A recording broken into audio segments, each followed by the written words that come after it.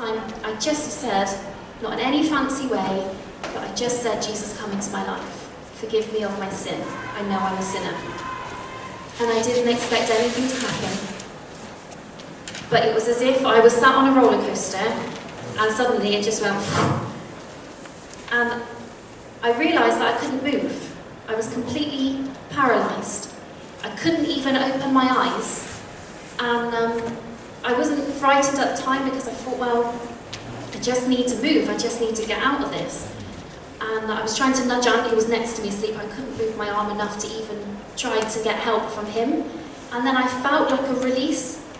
And the second that I opened my eyes, it was then that I felt fear, because whatever was in the bedroom was a presence like I'd never ever felt before, and it was pure fear. Nothing like, the only way I can try to describe it is like if you watch a horror film and then you're frightened and so your nerves are on end and you start hearing noises and you feel scared. It's nothing like that. It was 100 times worse than that kind of feeling. And I couldn't understand it because I just said a prayer to let Jesus into my life. So I didn't know what was going on. I think Anne jolted up and just knew something was going on straight away, didn't you? And this kept happening. His presence kept coming back, and I'd be doing the housework and thinking of nothing else, and all of a sudden it was there again. And it happened to always be before Ian and Anne were coming around for tea or something. It would just turn up. And it was as if I said no to them, it would go away. But I wasn't going to do that because I knew they were going to pray for me, and that's what I needed. And I also knew that no matter how far I went, even if it was the other side of the world, it wasn't going to be far enough to get away from this thing now. I had to put my trust in God. I had to trust that He was going to somehow get me through this.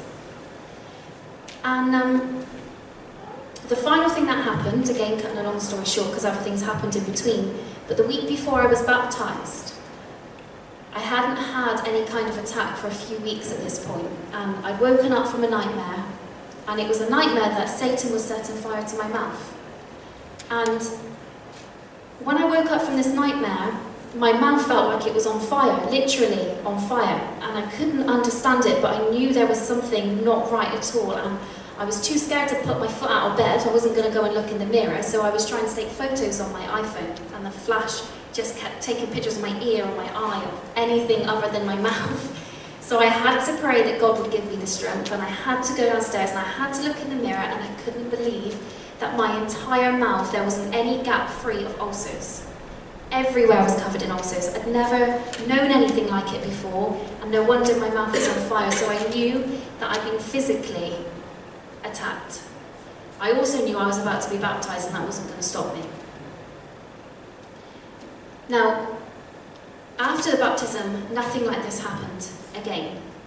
Jesus really set me free from those attacks. Praise God.